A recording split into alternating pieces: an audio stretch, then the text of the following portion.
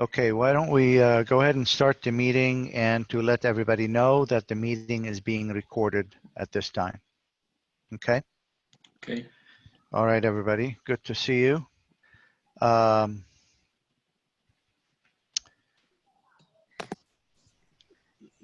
We'll do that a little later, but everybody's familiar with the process for communication and raising hands and all that, so I don't need to go through that again. So I'm going to ask for a roll call. Sounds good. Brandy, absent. Hassan? Here. David Balin? Here. Jason? Here. Miran? Here. Becky? Absent. David Lasher? Absent. Lori? Here. Assad? Here. Gabriel here. Isam? Here. And we have a quorum. Thank you. And just, you know, I don't do it out of rudeness, but sometimes when there's noise around, I'm going to mute people if they don't notice that their mic is on. So I hope that's okay with everybody. I'm having problems with my mouse, so you're gonna have to like unmute me. For some reason, it's not working properly. My Okay. error. So thank you. You don't need the mouse. Just if you're muted, hold down the space bar. It'll unmute you to speak. When you let your hand off the space bar, it'll mute you again. Can you hear me? Here? Okay. Yeah. Clear. Okay. So right now you're not muted, by the way. You can mute me. I can't do Okay, it. so let's try that. I just muted you. Why don't you try the space bar? Can you hear me? Yes. Perfect. Okay. All right.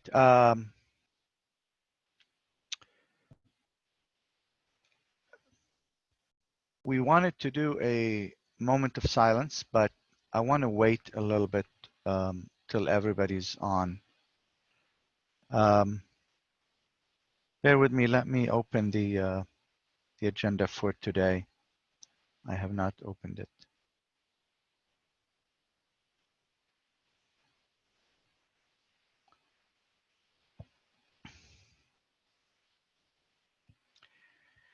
Okay, I'm going to ask for public comment on matters not on the agenda. Judith or Glenn, do you have anything you'd like to say? Judith No. is not on the line. Only Glenn and Daniel. Well, that's Judith Daniels. She's under CVV using Saul Daniels' phone. Yeah. Okay. There's Francis. She's connecting to audio. I have a hand up from Glenn. Glenn, you have the floor. Okay. Glenn Bailey, have a great meeting. Looking forward to hopefully participating in your retreat. You always do a great job organizing them. If there's anything I can do to assist, I have done so, you know, in the past. Feel free to call on me. I'm happy to help out. I think I did council files. Yes. Previously.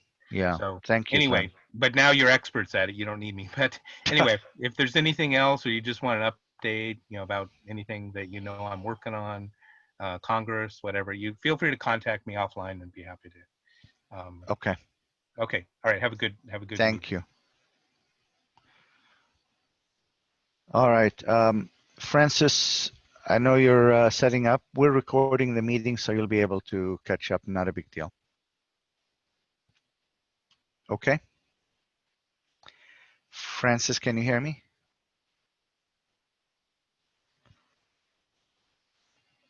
I don't think she can hear you. No.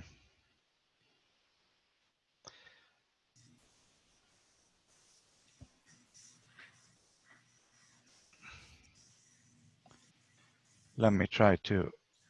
Francis, you are not muted. You should be able. Well, your mic is not even showing. So.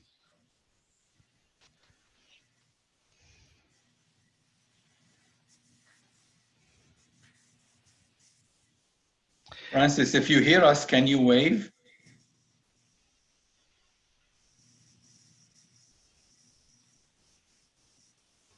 Yes, she cannot hear us. That's okay. That's okay. She'll figure it out. If someone can text her, and maybe she can log off and log back on.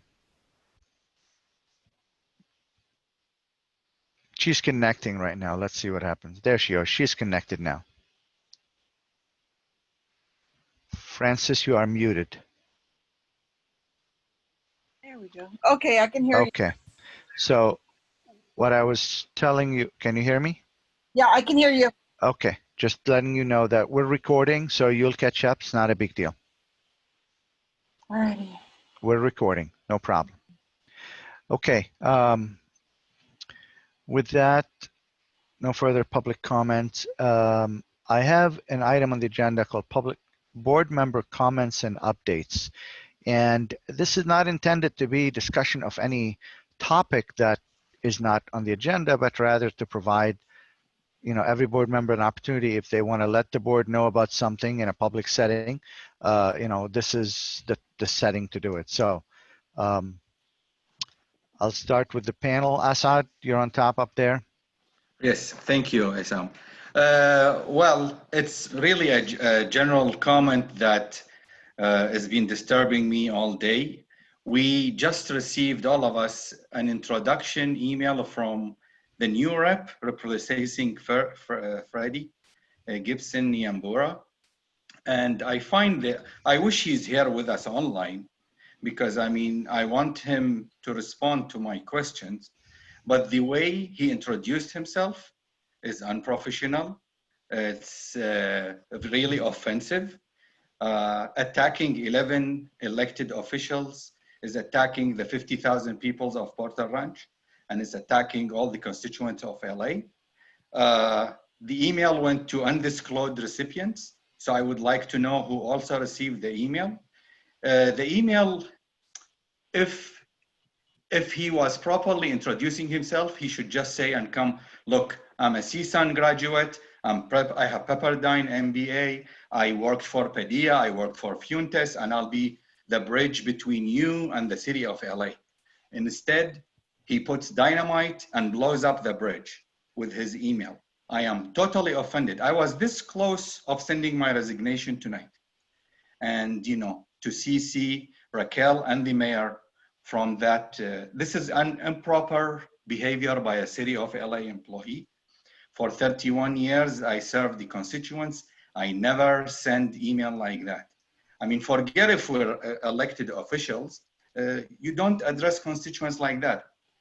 I mean, he claims to be knowledgeable in government affairs, public policy, and he's expert with constituent services, community engagement, and all that. But he failed in public speaking 101, which is what he claims to be in it. So I think it's proper, and at this time, we should ask for another representative, because this is a bad guy. This is a bad start. It's very offensive. I am very depressed and sad with this. I already took 2 Valium pills, but just so you know, before this meeting. It is my intention to reply to his email, but I don't want to, but I'm not going to copy the board, because I don't want to get this into a discussion of sorts. But I will be replying to his email and letting the city management that was done in very poor taste. Thank you. I'll pass me. David, you're next. You are muted. There you I'm go. off now. So I will agree with everything that Assad has shared with the board.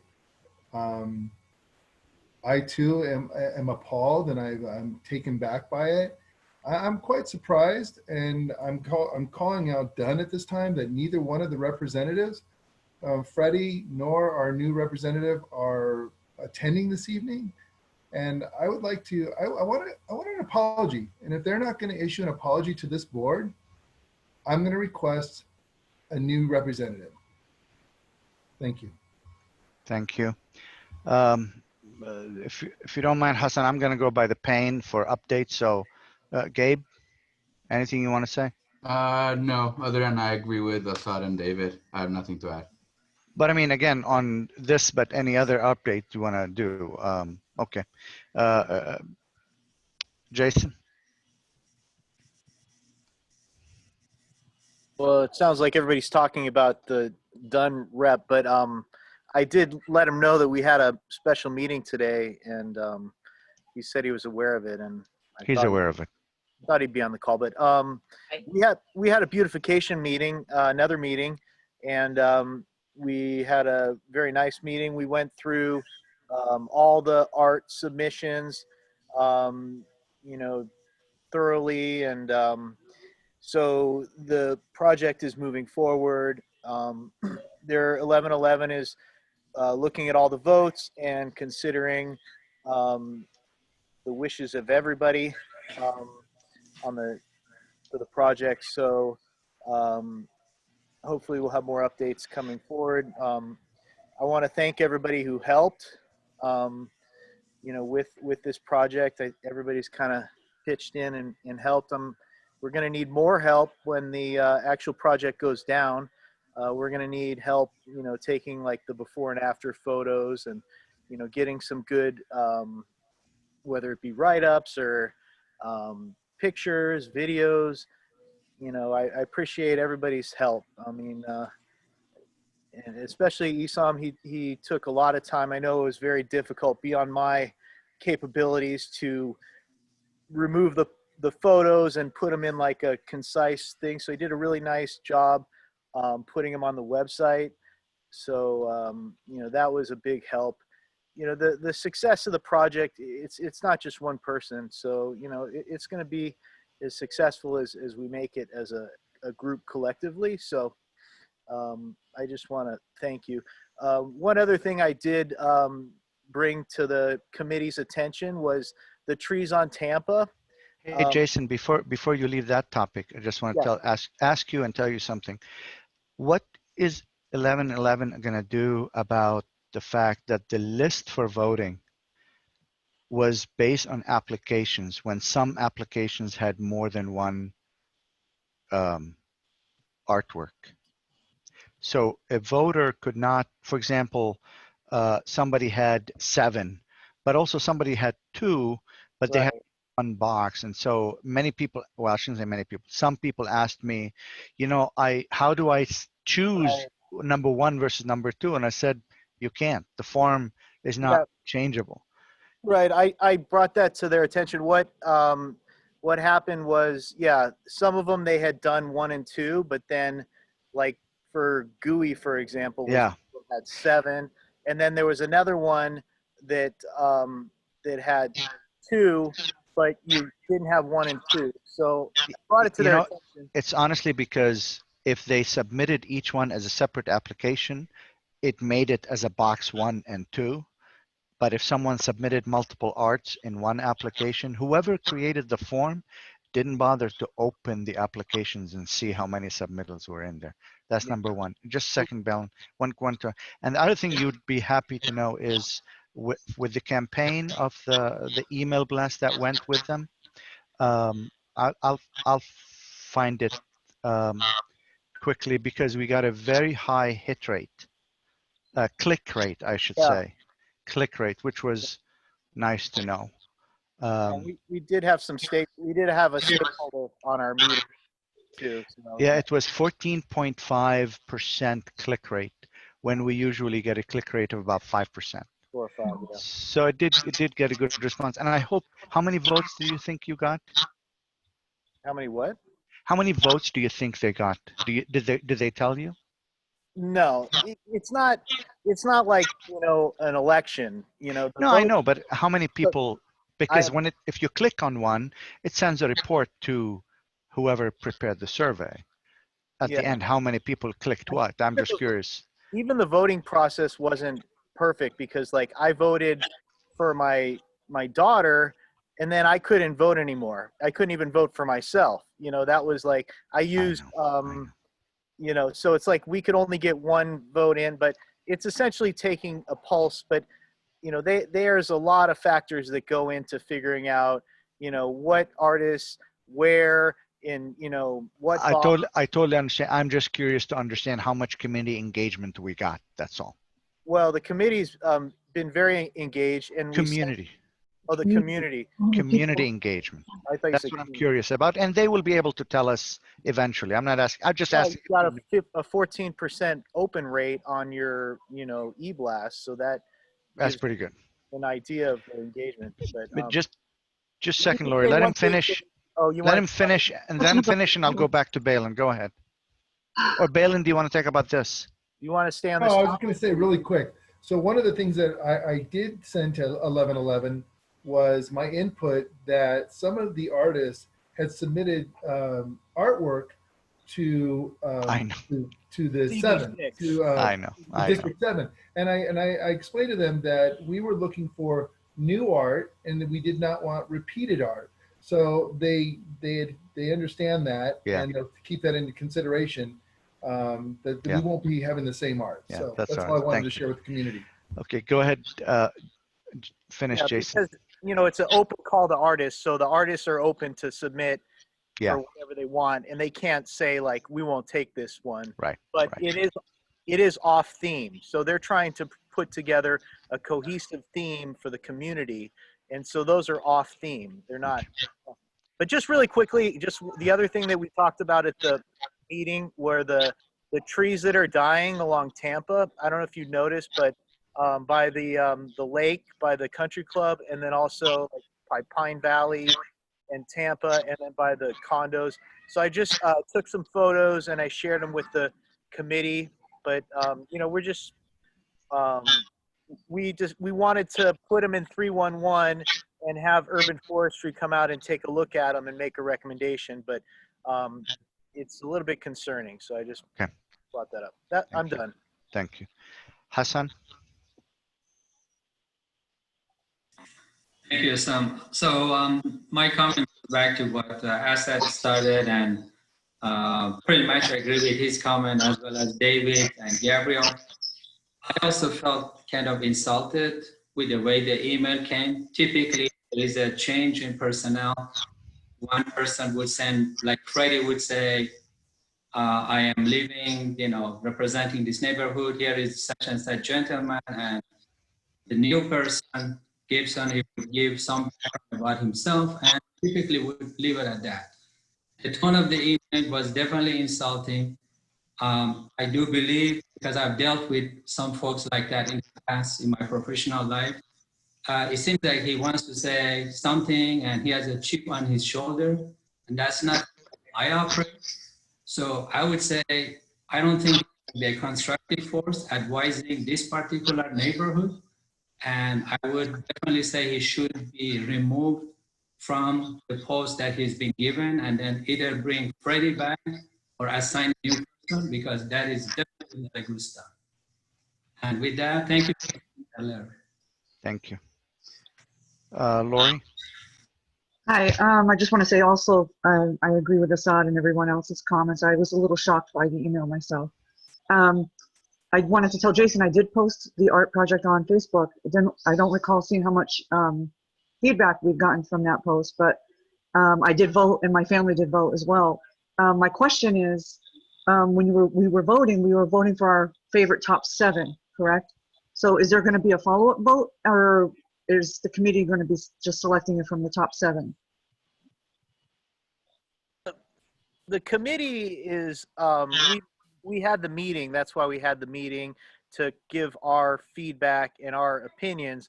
But at the end of the day, they have to put this project together. So they're not going to be able to necessarily meet. They're going to try and balance, you know, they're tasked with putting the artists with the boxes in the locations based on what people have asked for. So for example, you know, everybody may want one artist, but that artist is not going to be able to be in, you know, 2 places that, you know, do necessarily. So there won't be another vote. What's going to happen now? And we're working to, you know, work alongside with them. But what they're going to do is a site visit on the locations, and they've asked me to give them like specifics, for example, like the one on by the freeway, you know, they want just like details about what's next to it and things like that, but they want to keep a cohesive theme, you know, within Porter Ranch along Rinaldi with these different artists. And they also, you know, want to do as best they can to meet the requests of the not only the committee but the community. So you know, it's a difficult task, but you know they're asking for us to give some confidence that the end result will be something we like. But we will be working with them along the way, you know, to try and see if Jason, will they tell us what the end result is before they put Right. brushes on the boxes, or are we simply going to start seeing coloring of boxes? That's the question, really. Exactly. I would really like to post, Yeah. you know, Will like we on know? Facebook to Will we know everyone. what they decide? Isam is going to be the council office that decide. Correct me if I'm wrong, Jason, but it's the council office. Council office can like say no to boxes, but they don't really have any interest in picking and choosing. They would like basically Ron Rubin said if it, you know, has like a swastika or something, then they would reject it. Or if it's offensive, then they would reject it. If it's vulgar, then they would reject it. But beyond that, you know, it's really, you know, that they're the company who's going to put it all together and make, you know, but yeah, we are working to have, I believe, you know, Northridge West is pushing very hard for them to have a final, you know, for us to have like a final meeting. And I believe we are going to have a final meeting and get, when they have like a recommendation, for example, they want to say, okay, these 7 artists are going to go in this box. Then we are asking them at that point in time to bring us back in, and then we'll give it the blessing or whatever. And Good. You know, that's what we're pushing for. I cannot guarantee that, but that is what we are striving to do. Yeah, That's what I mean, we're the challenge, their answer to you in the email that you shared was kind of like, you know, don't worry, you're going to be happy with what we're going to select. And I'm thinking, that's not a good answer. I mean, we're just asking, when you select something, give us the courtesy of letting us know what you selected before you proceed. That's all. Yeah, I don't think that's, you know, unreasonable. Yeah. And Northridge West is also pushing for that same expectation. And I told them that we expect the same. Okay. So, you know, All we right. have to see how it plays out. Okay. You know. Lori, what else? No, that's it for now. Okay. Miran? Miran, can you move your screen a little down so we see your full? There you go. Perfect. Two things. I was reading the email that we received from the new representatives. That language is very offensive and insulting. That is not written by him, but this is a continued attack on our neighborhood council. For the first time, they included the Roberts rules because the Northridge Neighborhood Council used the Roberts rule. They overruled the removal of the item and they were able to move forward. The majority, 2/3 of the board of that neighborhood council, they said, based on the Roberts rule, we have the right to act on behalf of our community and about our stakeholders. That letter is very, very offensive, insulting, and this is not how you do a welcome. Two, we did have a very good meeting on our beautification meeting. It was very productive, very well organized. Jason ran it. We enjoyed it. He gave everyone to be part of it. I'm working with the LUSD. Maybe we will do a town hall, but I don't know yet the details. But I will share it with the board on the next steps. Thank you. Thank you. Gabe, you raised your hand.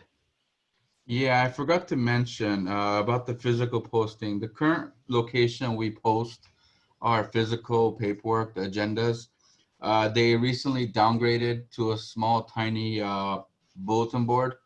And I would like to get suggestions from the board. You can contact me individually, locations you might think might be a good idea for us to possibly buy a bulletin board and post it there. I was thinking possibly at the park or at the vineyards, but if anybody has connections or contacts, and see if we can make that happen before we invest in any money in anything, let me know. Just a second.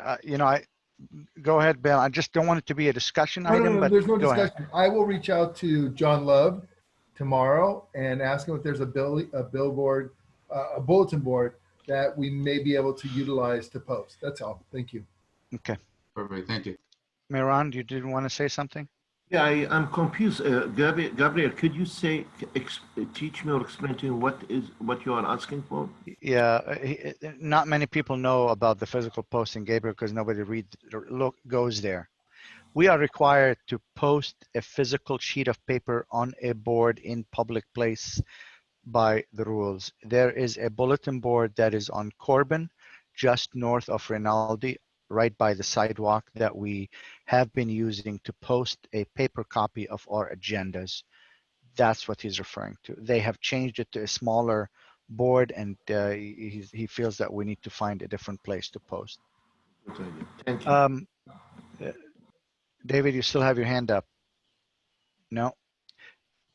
One thing I want to mention, I ask everybody to recognize that when there are meetings going on, other boards, other NC meetings, and 4+ of us attend that meeting, you cannot make a comment about an item, because then you're expressing your opinion about an item that's being discussed by another NC that may come to our NC for a discussion.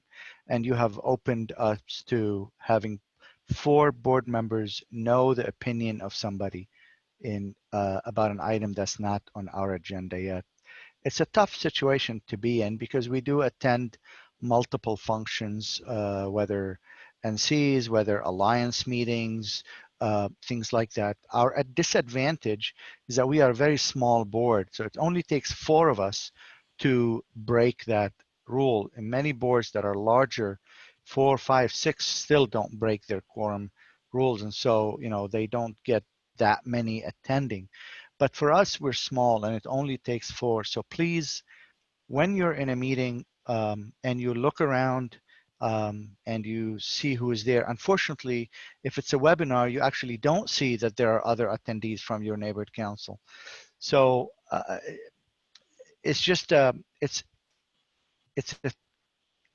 a slippery slope. I ask everybody to be conscious of who might be attending that meeting. And if someone else is attending, it's okay to listen, but please do not step in and give comment, because you have the disadvantage of being on a neighborhood council. If you're just a member of the public, you can speak whatever you want, but we have to keep silent on matters if there's more than 3 of us attending. All right, that's all, I think. Let me move on to the next item, which is discussion and possible action to plan, schedule, and prepare for the PRNC board retreat. And I've allocated an hour to this. It's 7 o'clock now. I would like us to end at 8, whatever happens. So just to give everybody a perspective of what the agenda for past retreats have included, I thought I would post last year's agenda for you so you can all see it. I would share it. And this is what we did last time. Can you make it a little bigger? Yeah, give me 1 second.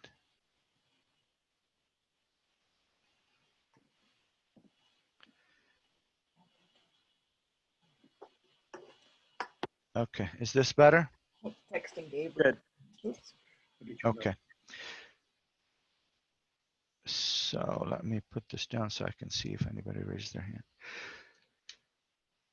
So, as you know, this retreat is a regular, well, I shouldn't say regular, that's has a certain meaning. It's a special board meeting. And so we have the same meeting rules that we have in our regular meetings. And so we have public comment on items not on the agenda. And we may also have comments from representatives of elected officials.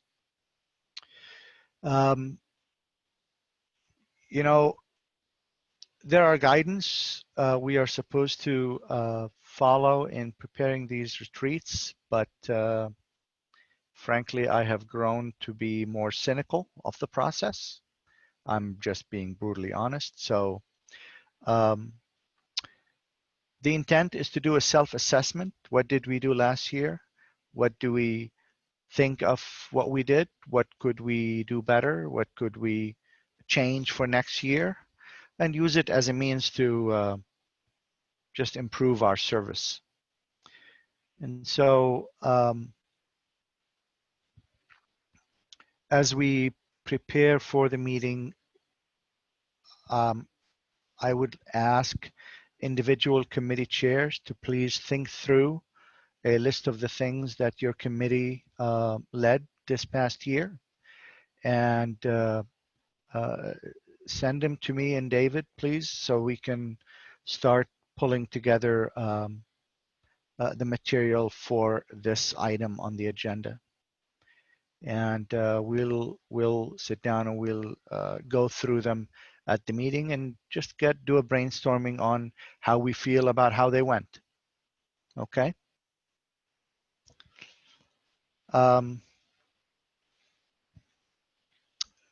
Last time we also had an open Q&A session with stakeholders, and the reason we did that is, typically, as you know, the process for public comment is fairly rigid.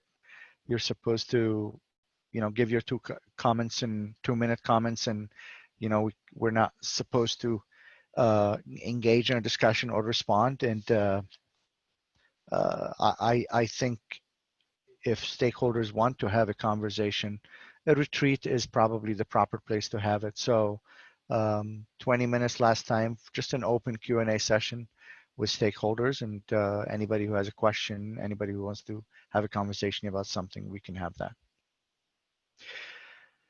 And then we went into fairly involved committee reports and discussions and reviews. And that took almost an hour and a half, actually almost 2 hours, from 10 to 12. And so it's the time to kind of, just do a full review and do of the things that we would like to do over the next year, and let that be the planning part. So it would help if every committee before the retreat held a meeting to have those discussions and talk about the things that they would like to bring to the retreat as actions or events or activities they wish to undertake in the next year. Okay. And then a big part of it, which was about 40 minutes, and even then it's not enough, it's about budgeting. It's about allocations of financial resources. And of course, this year is going to be tougher than any other year because of the quantity and the amount has gone down. Obviously, like all budgeting process, everybody comes into the meeting with more money that they can actually get because there's not enough money for everything that everybody asks for. So we will need to figure out how to get our priorities paid for and recognize that some things can be done and some things cannot be done. But that's a discussion that we will have then. And then we recap with action items and decisions, and we adjourn the retreat. So that's how we did it last year. And that's the sort of the general context of how what we're supposed to get out of it. We're supposed to sort of do a self-evaluation, setting goals for next year, and then planning and budgeting for specific activities. So I'll open the floor for discussion, comments, thoughts. So the date, we're still looking August 15th so far. Well, we'll get there, but at this Okay. point, yes, the placeholder is August 15 unless we have a different, unless an issue comes up. And still Zoom meeting, of course. Yes. So is Jason? discuss the date now or later? Because I can. A little later, just a second. Jason? You're still muted. I think the first two items are good. I like the goal setting and part of it. You know, I think we can move through it relatively quickly. I just want to know like who's going to be filling out the assessment. I think it would be nice if we have like a draft already filled out with the CISs that we've done and things like that. And I like the open Q&A with the stakeholders. I think that we should really start with the budget because, you know, really we got to think about it for, you know, the committees want to do a lot of things, but a lot of the things they want to do don't cost money. You know, this is, in my opinion, more of a budget and planning process on what we're going to spend money. So for example, you know, do we want to give money to the schools, or do we want to do projects in the community, or do we want to spend money with, you know, on COVID? So I'd like to see, hear from the board in what their priorities are, in what we're going to spend money on primarily, because committees are going to come up with different things and recommendations on, you know, traffic and safety, but a lot of those things don't cost any money. I think that if we just focus mainly on the things, because those are all going to be hashed out in the committees, you know, things that don't cost money, events, you know, events aren't going to cost much this year. We're doing everything virtual, but, you know, I like where you're heading with moving the budget up, because at the end of the day, when it comes to, for example, MPGs, it's a placeholder. We take a number, we set it aside, say, here's what we're going to put aside for MPGs, because we don't know what's coming. And office expenses, you know, we can project whatever we can project and planning wise. And then we're left with one pot of money that is a combination of CIPs and events. And then we will, as we go through the committees, we can say, okay, so these are the things that came out that would cost money. How can we allocate this remaining budget to it and go from there? That works. But I do want to say, yes, right now we're doing everything on Zoom, but remember, this budget has to extend to June 2021. I would like to finish my I'm sorry? I want to just finish like what my point was. Go ahead. So I think that we discussed a lot of things that didn't really come to fruition and are more things that get hashed out in committee. And I think if we focus mainly on things that are going to cost us money, then we can narrow down, you know, and have a more efficiency in what we do, because those discussions will occur in committee in terms of, but I think figuring out what's going to cost money. And because for me personally, I'd like to get some guidance from the board in terms of what they like to see done with the budget this year. Are we going to focus on COVID, or are we going to focus on, you know, projects in the community or not? Because things take a lot of work, and we want to know, I want to get a sense of direction from the board in what we, for the most part, you know. Do you mean now? Do you mean now or at No, the no, retreat? not now. No, Okay. not now. But like, if we could have a line item for, let's say, community improvement projects on the agenda, and then a line item for NPGs on the agenda, and just like the way the breakdown is on the budget, the way the breakdown is on the system, I think is kind of what to me makes sense to go through, because those are the items we're going to be spending money on. We're going to be spending money on MPGs, and we can kind of talk about the things we want to fund. Do we want to fund things for COVID? Do we want to fund the schools? Do we want to, for example, you know, and do we want to do community improvement projects this year. You know, historically we've done projects, but if the board doesn't really support it, then that saves a lot of time and effort. Just knowing that up front, we're going to focus on COVID, for example, or homelessness. So have a discussion of priorities. Discussion of priorities for like improvement projects, for NPGs, and then if you want to do something for like outreach or events, you know, I think that makes a lot of sense. I know that doesn't really cost us money, but I think it is still important. Outreach is obviously still very important.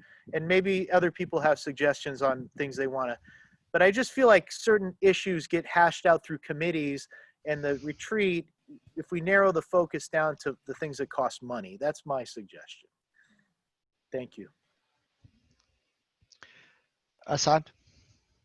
Yeah, I'm jumping between two meetings. Well, to elaborate more on what Jason is saying, for us, the traffic safety, we're planning to come out with sort of a request budget or something placeholder to do little projects as in regards to safety equipment or Assad, can you mute the other computer, the other Oh meeting? yeah, sorry. Hold on. I forgot. I totally forgot. Yes, like we're gonna come with all these little projects here and there. So if you're gonna put placeholders for NPG and all that, it leaves us the only spot that we can possibly introduce what we might like to do as a placeholder is within like the setup you have, which is the committee. Maybe you reduce the committee time and add what Jason suggested, maybe something like that, a combination. Thank you. Okay, let me go to Hassan, then I'm going to go to Judith on the floor. Go ahead, Hassan. Thanks. So in the continuation of what Jason mentioned, I pretty much agree. I think a lot of it really would be surrounding the budget and how much and where to spend. My suggestion is we should really think about maybe two roads to go down in terms of how we're going to spend money and where we can spend money.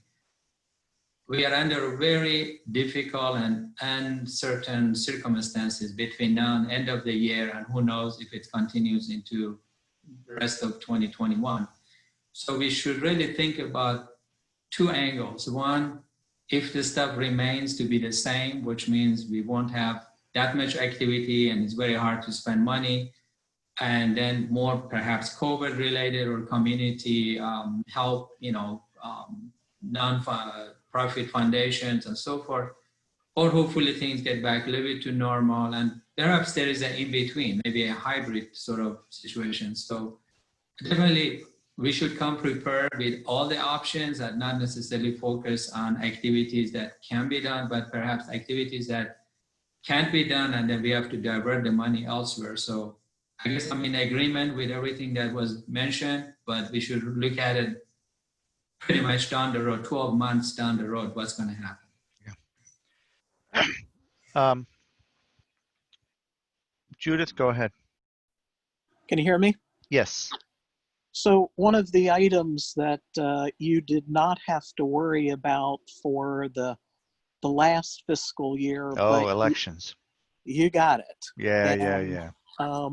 So that's something that I highly recommend that you not try to skimp on. One of the things that that I have always said about election spending is the election expenses would be early enough in the year that if you end up not spending all that you allocate, you still have plenty of time to be able to figure out what you want to do with that money. If your election is in June, obviously that's not true. But the elections are starting in May.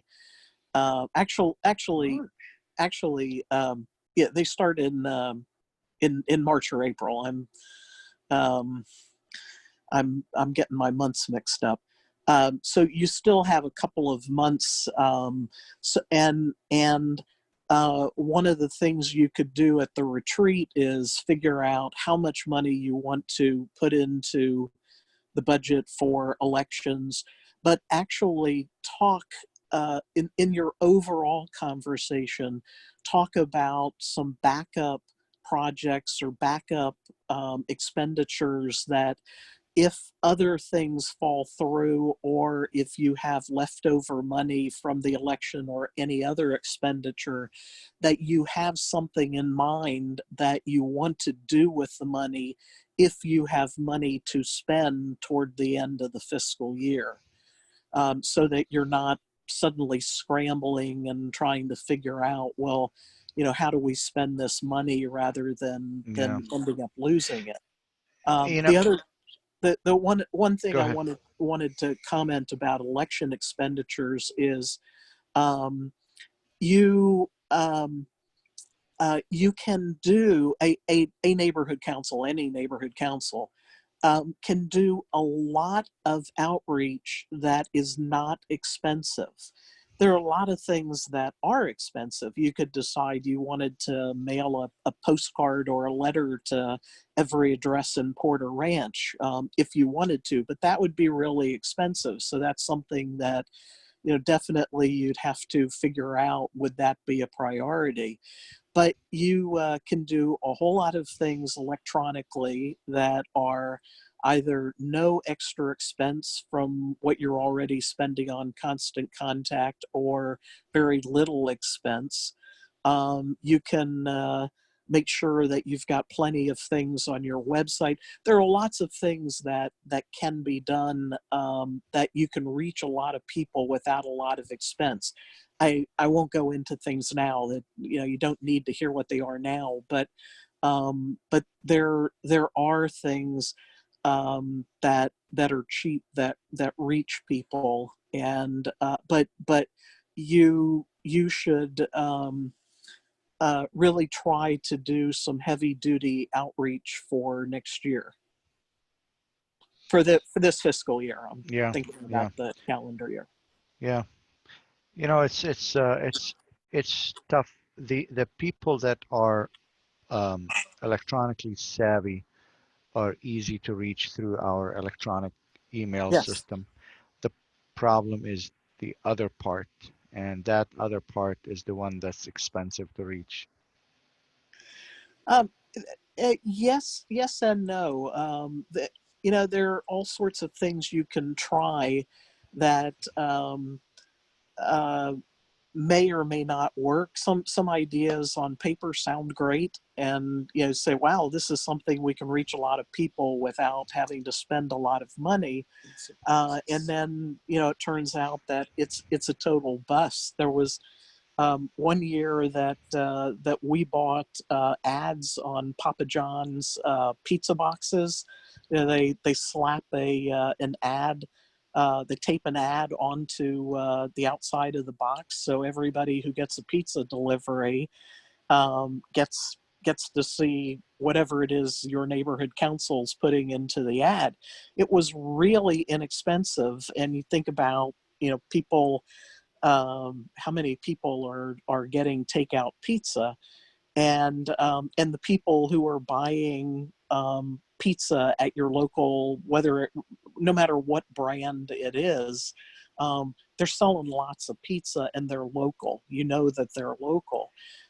We thought it was a great idea, and it turned out that it was a total bust. We did not hear from anybody that saw that contacted us, or that joined our email list or anything else. So cheap doesn't mean that it's a bad idea, but cheap doesn't mean that you're necessarily gonna get a good response. I mean, I was thinking as you were talking about, when was the last time I looked at what's on the pizza box that I got, and I can't say that I can remember any of it, but I know what you mean. It's a good idea.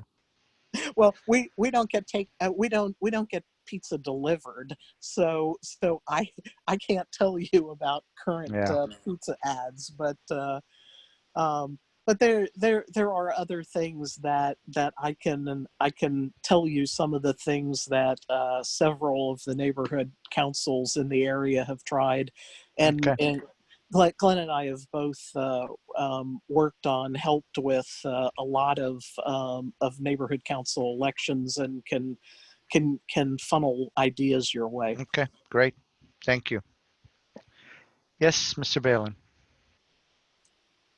A quick question. I wanted to find out, Judith, what would you recommend in regards to how much money we should allocate for our election?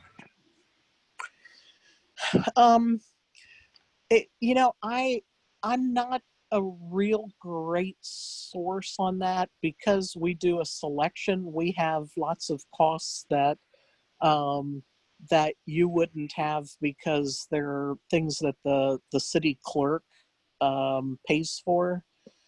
We usually budget around 4,000 to 4,500, but that includes hiring somebody to run the selection, which happens to be Glenn. But we have all volunteers working. Glenn is the only paid person, but we do feed all of the volunteers that are there, either working the poll or counting. So we have lunch and dinner, and we get lots of volunteers, including usually about a dozen students who are helping with a limited number of jobs. And we have to print the ballots and print stakeholder registrations. So we have a lot of expenses that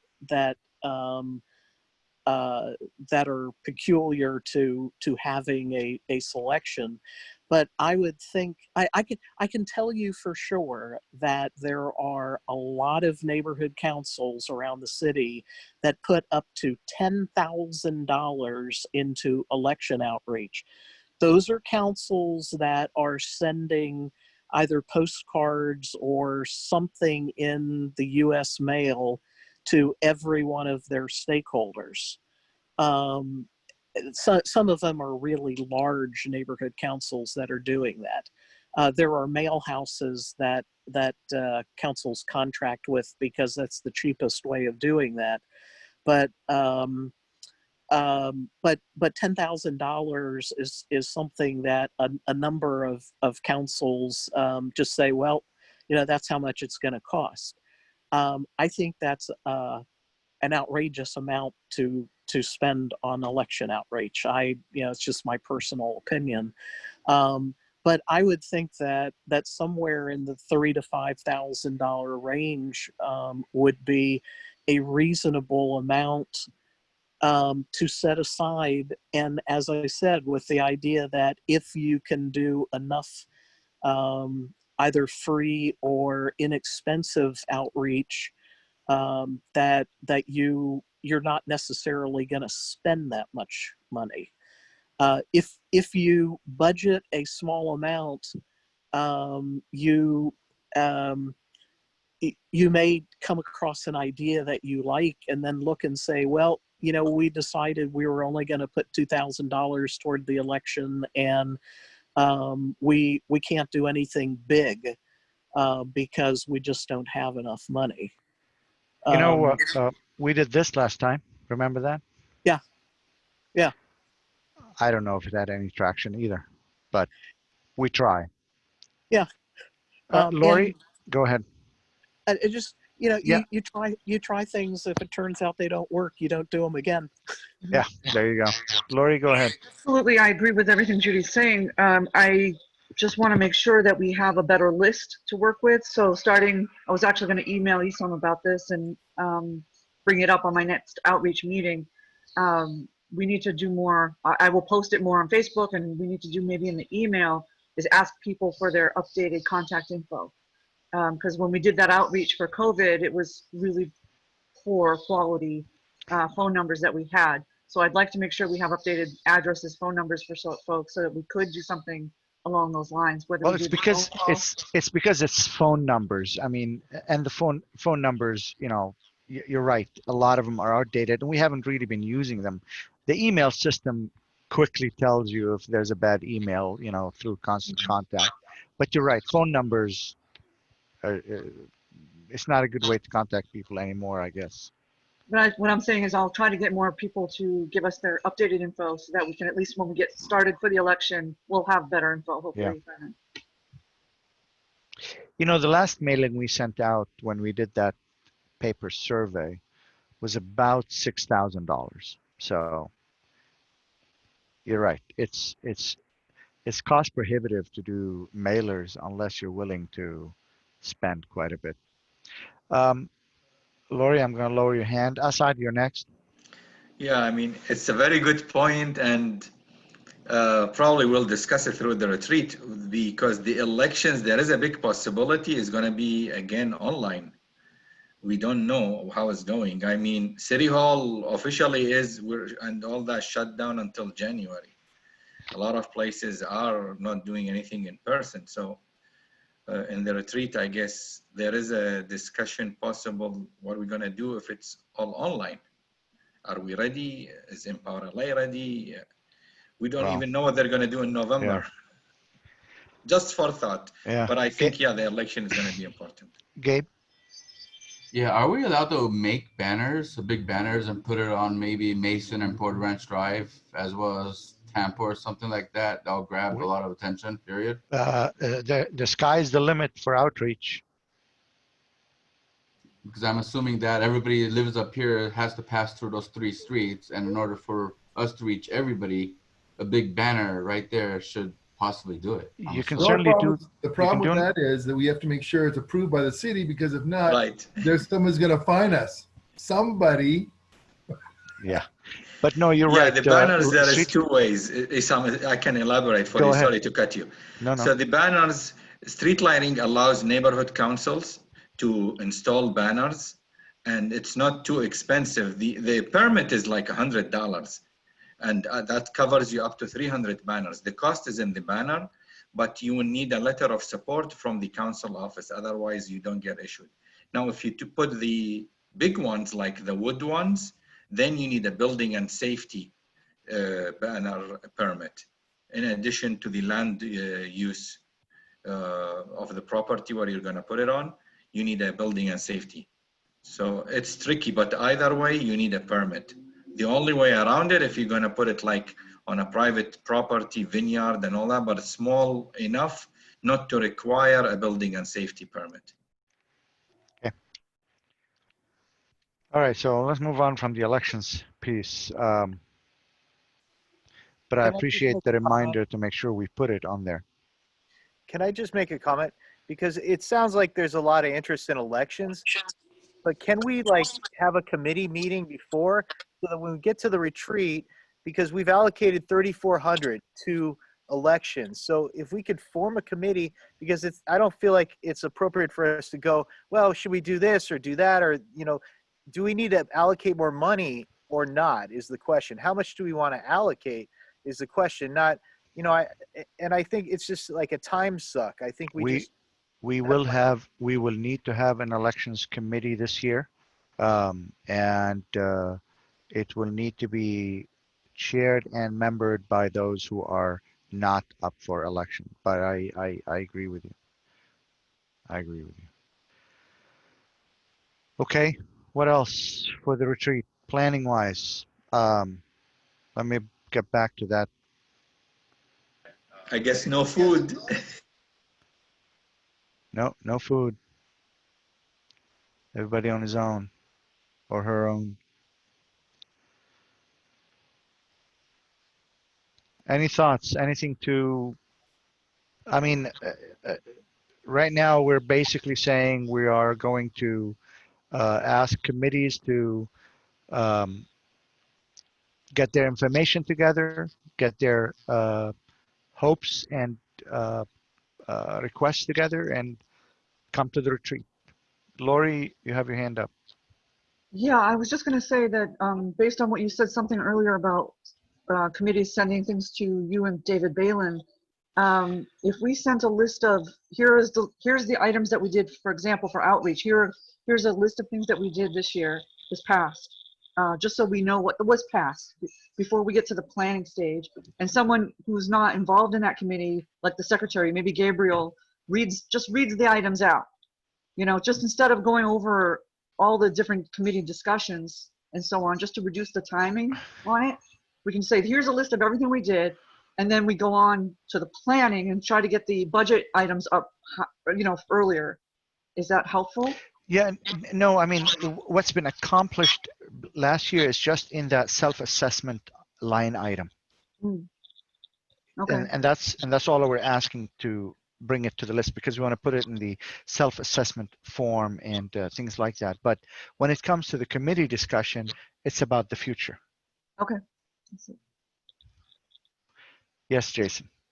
You know, I can appreciate the committee approach, but I think the problem is a committee may want to do one thing, and then it comes to the board, and there's no consensus on the board to do what the committee wants to do. So I feel like if we, as a board, can agree on some priorities for next year in terms of what, in a more broad scope, we want to do as a board, given, you know, COVID-19 and everything that's going on, I think that the committees can take direction from what we all can kind of agree on as our top priorities, rather than each committee coming and saying, well, I want to do this and that and this and that. I think it's just helpful for the board to give some direction to the committee, rather than the committee to say, well, we want to do X, Y, Z. And then and we can get some feedback. Like, committee can get some feedback. Like, I'll use the website as an example. We all maybe want to see some improvements on the website, but you can get comments from the board so that the committee chair or the committee itself can come with that in mind, and the comments from the board in mind, and what the expectation is of the board before they bring a recommendation to the board, rather than having the committee bring it to the board. I think if we set some priorities, like, you know, we want to address bylaws, or we want to do standing rules, or we want to do this with the website, or we want to invest in this type of outreach technology. You know, I think if we have a broader objective and goal as a council, then that helps the committees to know what to work on. You know, I'd like to respond to that. I understand where you're coming from, Jason. The challenge is with disparity in how we view the role of the committee versus the role of the board. The point is for the committee to bring an idea and make a case to the board to get the board to approve that idea and to move forward. It is not about, in my opinion, saying, okay, beautification, or okay, outreach, here's what we want to spend on outreach, now go decide what you want to use it for. It's the opposite. It is the committee, the idea generation needs to come from the committee. That's the point of having a focused committee, to generate ideas and make the case to the board. And if the committee cannot convince the board, then that's a good idea to spend money on, then the board is not going to move forward with it. But that's how everything works in this process. The committee generates a concept and makes the case to the board, and the board makes a decision.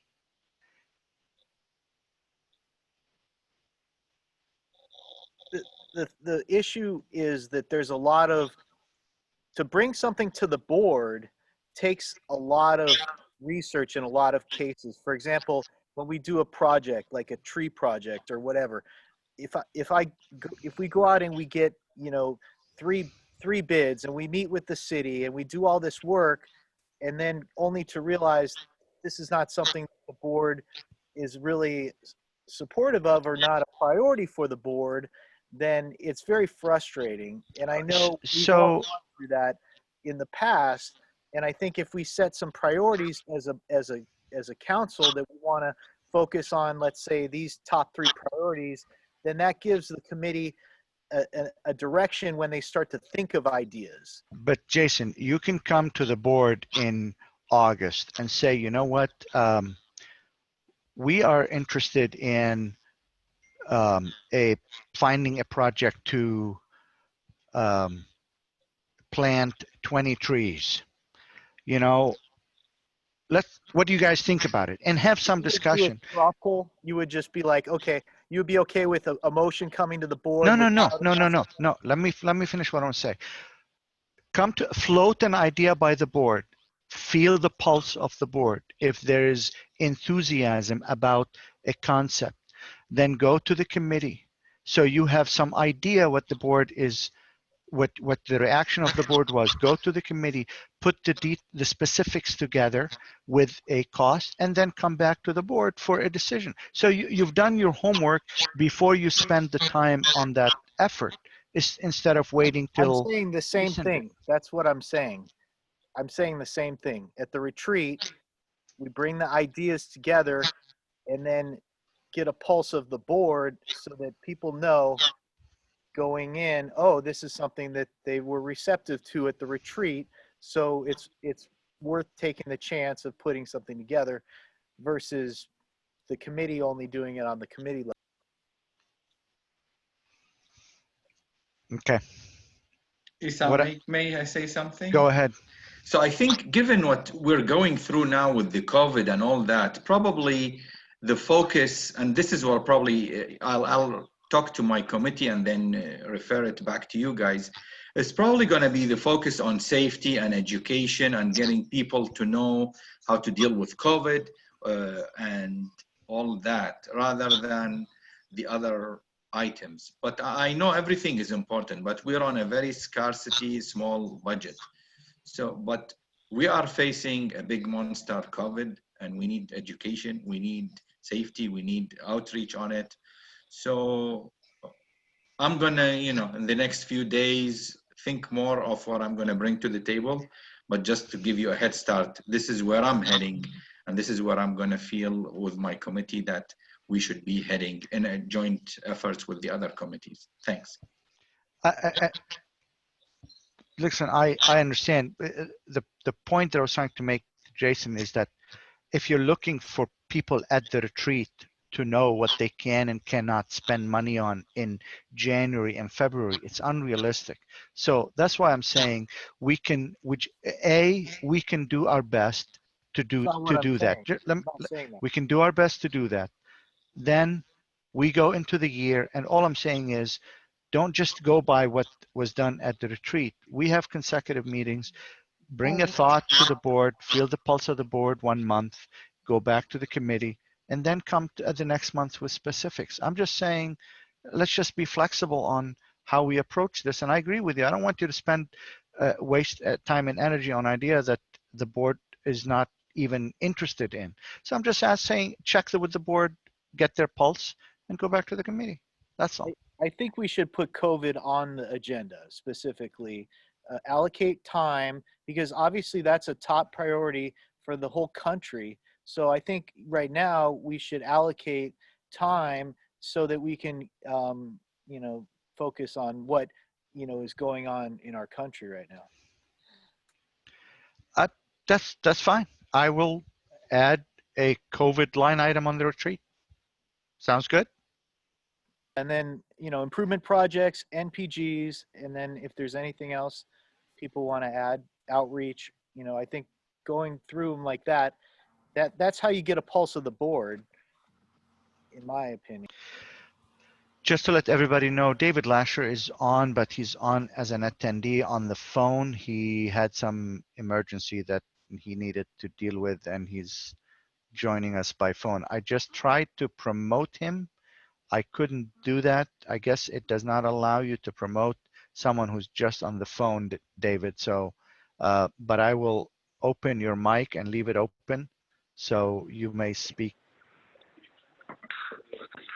Thank you. I'm getting online right now. I just got home with the Okay. emergency I explained to you. Thank you. Okay, no problem. Miran, your hand is up. Yes, I actually going to agree with Assad's approach. And also you had also very valid points.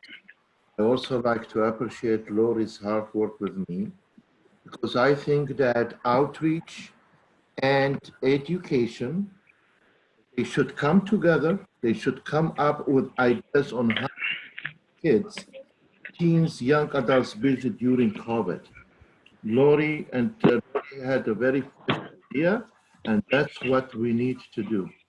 I don't know about NBGs. I don't know what will happen to the schools. There has been a discussion on LUSD to come or not to come on the campus yet. But to educate, to the outreach and safety, it should be a key to reach out to our community. And you know, this is exactly the discussion we will have at the retreat. We just want to make sure we plan for the agenda and for the material in advance of the meeting, but the heart of the discussion is going to happen at the retreat. I totally understand. I totally understand. I just want to make sure we have everything scheduled on the agenda for that discussion, and we are bringing those items up. So that's good. And also, Isam, let me say thank you to you and to Lori on the last several weeks on adding good information on our social media. Keep up your hard work. Thank you. Thank you. Any other thoughts? Just for Miran, just so you know, Miran, a lot of the ways that we do support the schools are through MPGs. So when we talk about MPGs, that's a good time to discuss. But we will potentially need to support COVID. There are issues with COVID potentially with MPGs as well. So just you made it more clear. I know they don't have a category for education, but you know, I got to tell you, there's something I am curious about, and I don't know if anyone has the capacity or the bandwidth to look into it. I have a hard time knowing and quantifying the effect of COVID on our community. All I know is there are 205 people as of yesterday, not today, 205 positive cases in Porter Ranch, but that's all I can tell. And you know, we do hear a lot about the people that are having a hard time, but I have a hard time knowing who is in our community who's impacted by it. And I don't know if any of you has any pulse on information on, you know, neighborhoods that we know, neighbors, someone who knows someone who knows someone who's struggling with things in our community. But it's a sensitive topic. Obviously, people want to keep their privacy, and our community is extremely private community. And so, you know, I don't want to butt into people's business, but it would be good to find a way to know how much of our community needs help. If anybody knows. Most of the businesses we talk to, sorry, I cut you, Hassan. I apologize. Okay. Most of the people we talk to, they are down 60, 70% in their gross sales. The laundromat, the restaurants, all that. Yeah. Probably the only one didn't get much affected is the like the supermarkets and all that. I don't disagree. I'm just thinking of residents. Oh, residents. I'm thinking of residents. It's just a question. Yeah. Hassan, go ahead. You asked a question about the impact of COVID on our community. So there are, different types of effect. Obviously, getting sick because of the virus is one, and it's statistic. But frankly, there's been a number of discussions I've had with some of my neighbors and community members, and everyone wears masks these days. Everyone wears face shield to some respect. There's a lot of PPE, throwaway stuff, and there's a lot of it already finding their ways on our street, some of it on our parks. And I think that is going to be a huge impact eventually, especially as this particular virus prolongs itself throughout not just our community, but throughout the entire city. So what I like to, and we're going to have a hopefully a committee meeting next week to discuss some of these and see what ideas and what we can do to perhaps alleviate some of these impacts on our environment. But what I like to encourage the board members is really come with some ideas or prepared of how we can help our community to really not get trashed by a lot of this PPE stuff and eventually finding it into a sewer system and to the ocean. Because all the impacts, we were working with reusable bags and eliminating some of these one-time use bags. The stuff that is being produced, some of the numbers I got from a company I know specifically making face masks and face shield is astronomical. They have too much orders and enough that they cannot fulfill it for the next 6 months. So there is a lot of plastics and unfortunate that, materials that are not gonna be disposed properly. They're gonna find their way into our environment. So please come prepared to say, what can we do? What kind of ideas we can implement in our communities? Maybe we need to go to an outreach and really bring this to the public. Please do not dispose this thing in the parking lots and in the parkways, and So there has to be some hopefully action we can come up with. Okay. Reduce that impact. Okay, Lori.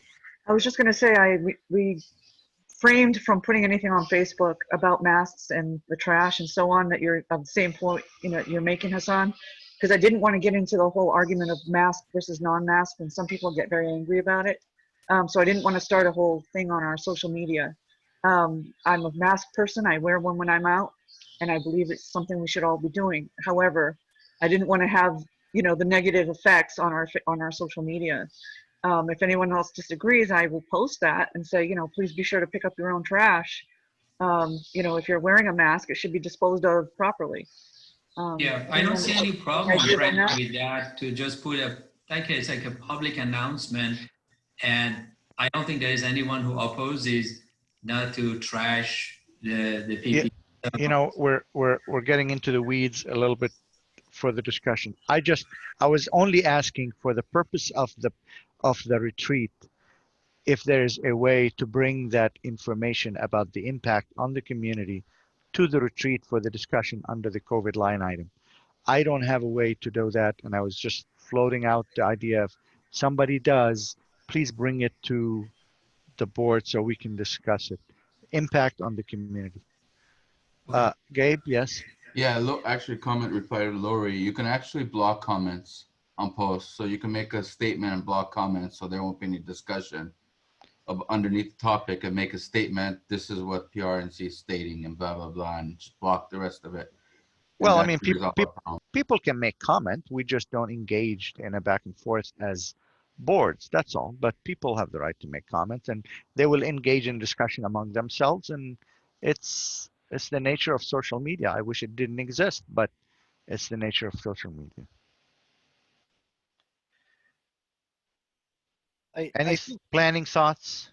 I think the idea that Hassan was trying to make is that we want to mitigate the impacts on the trash in the community out there. But, I understand. There's also a psychological impact too, because, we're not connecting to each other like we did in the past. The kids aren't going to school. We're not going to, so I think creating an opportunity rather than focusing on, I think, the cases and things like that, I think we should focus on ways that we can, provide good virtual events or, positive things that people can do to enjoy themselves in this new, like sports are back on now. But, what are ways that we can adapt to create positive experiences in the community? I think that's an important, thing to think about.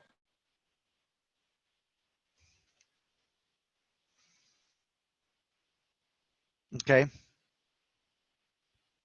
Other planning needs? Anything we need to do beforehand? We still have a board meeting before the retreat anyway, but still. Really quick note on the planning. Can we agree on a time that fits everybody's scheduling on that day? Would we prefer doing it first thing in the morning, or do we want to carry it out a little bit later? Is it Saturday again? We're going to do Saturday? Yes, at least that's the plan, but I know Hassan wants to discuss that. Is that right? Yes, that is a date that I had originally planned on, but it's not going to work for me because of a family matter. So there's absolutely no way I can change that. So 15 is not working for me, and I would love to be part of this, but that day is not good anymore.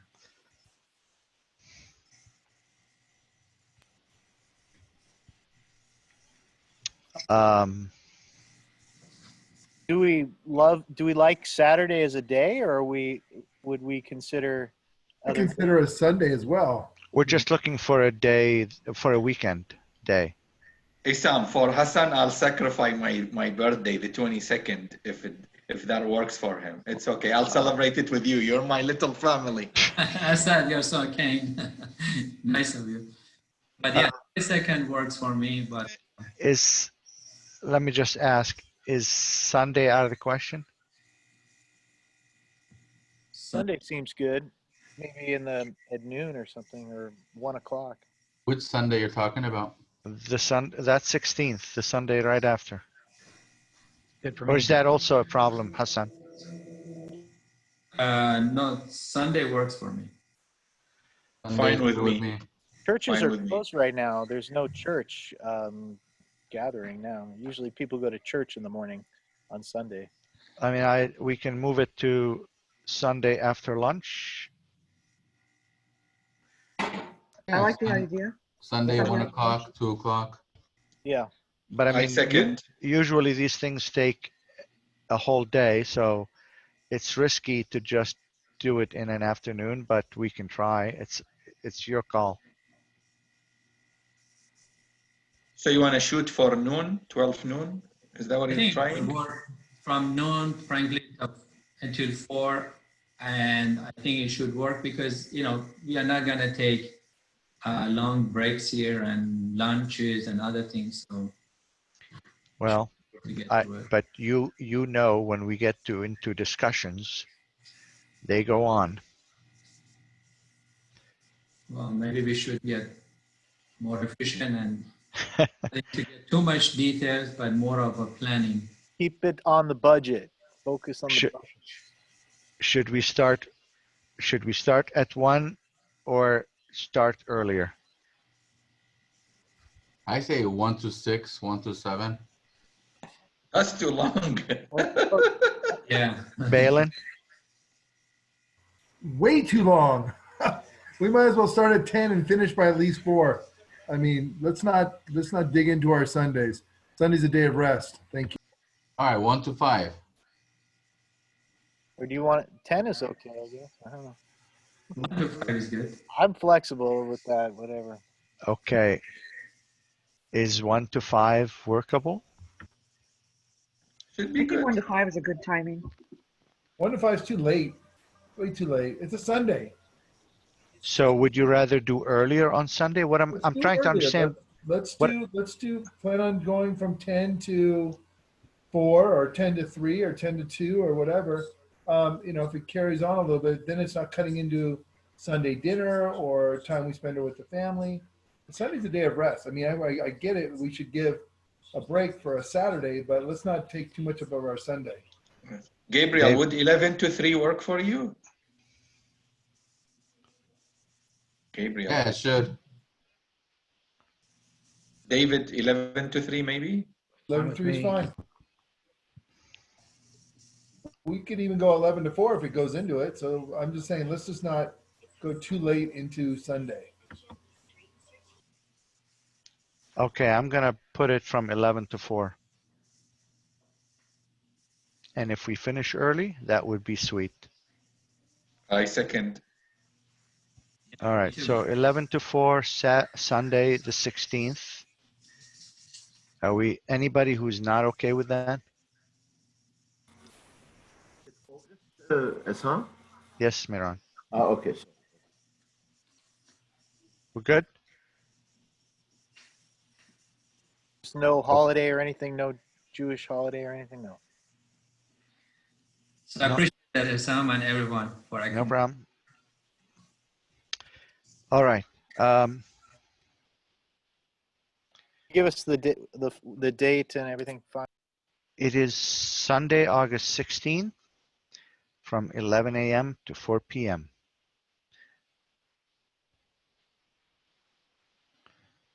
with a late lunch break in the middle at 1 o'clock, I guess.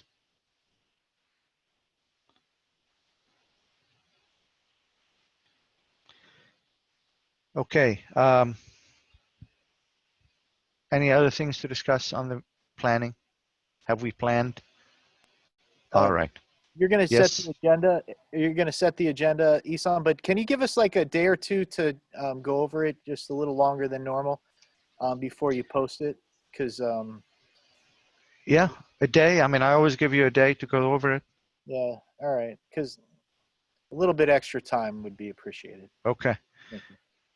By the way, this is a sticking issue with the city too, so you know. Supposedly, I'm not supposed to get comments from the board on the agenda, but Exactly. baloney. I'm It's sorry. more for time allocation, I'm thinking. That's not that's not my point. My No, I point, know it's not your yeah, point.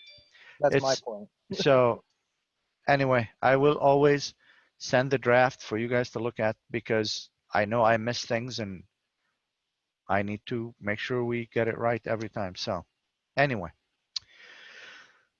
Okay, it's 8 o'clock. If there's no further discussion, we will adjourn the meeting.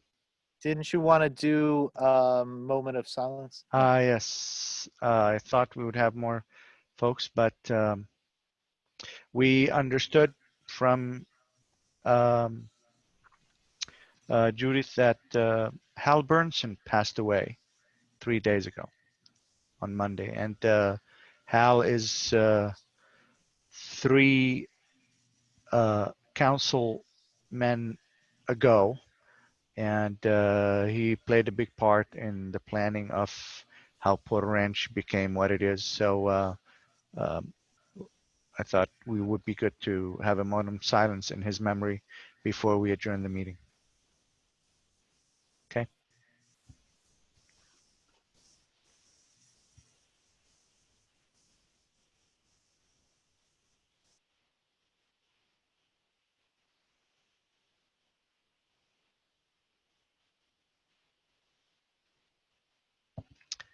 All right, thank you all. And you know, the park is named in his daughter's name, who also It's his died. wife. I'm sorry? It's his wife.